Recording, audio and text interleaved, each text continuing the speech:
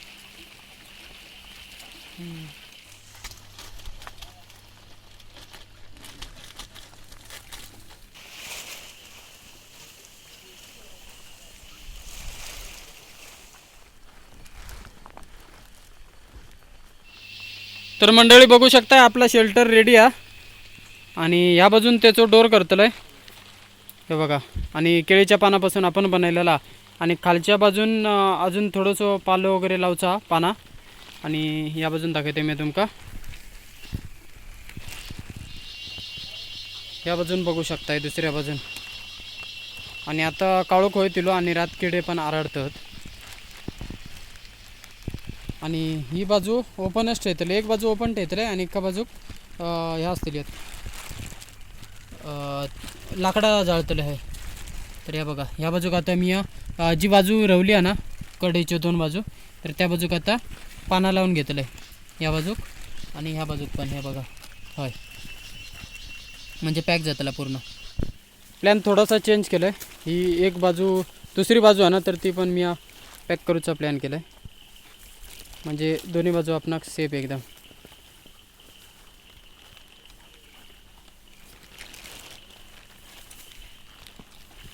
हे बघा मस्त झाला. तर मंडळी आजच्या व्लॉगमध्ये एवढाच. आजचा व्लॉग आवडला असेल तर लाईक कमेंट शेअर नक्की करा आणि चॅनलवर नवीन असलास तर चॅनलला पण सबस्क्राईब करू विसरू नका. आता आपण पुढच्या व्लॉगमध्ये भेटूया. तोपर्यंत काळजी घ्या आणि जोईन रहा. Bye bye.